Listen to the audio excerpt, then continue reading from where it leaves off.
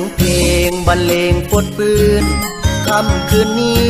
มีฟ้อนลำกันบ่าวสาวมนต์ซื่นสุขสันต์สุขสำราญเบิกบานหัวใจน้องเป็นคู่ฟ้อนของไผบ่มีผู้ใดอ้ายขอจับจองขอเป็นคู่ฟ้อนของน้องขอเป็นคู่ฟ้อนของน้องเป็นเจ้าของลำวงรอบนี้โค้งน้องขึ้นสู่เวทีตามประเพณีฮีดของลาวฟ้อนงามยิ่งแท้นอเจ้าแต่ละก้าวเวลาย่ายยางน้องฟ้อนนำหน้าพาทางเป็นแบบอย่างยิ่งลาวทั่วไปวาดฟ้อนจับใจอาย วาดฟ้อนจับใจอายขอจองขอนใจเอาหอบต่อไปได้เลยสมเสยไปขอสมเสยจังใดน้องเอ๋ยฟ้อนลำวงของลาววาดฟ้อนแต่เดิมด่าเขา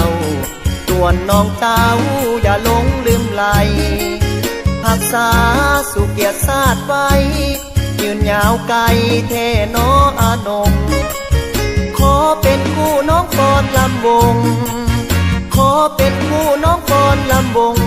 พร้อมกับส่งเสริมวัฒนธรรมของลาว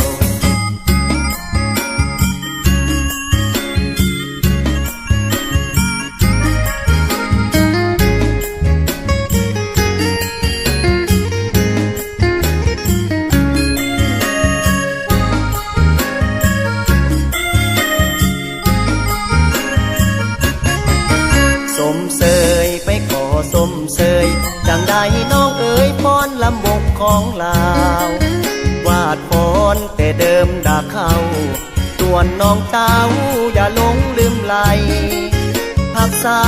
สุเกียรติศาสตร์ไว้ยืนยาวไกลแท่น้ออานงขอเป็นคู่น้องฟ้อนลำวงขอเป็นคู่น้องฟ้อนลำวง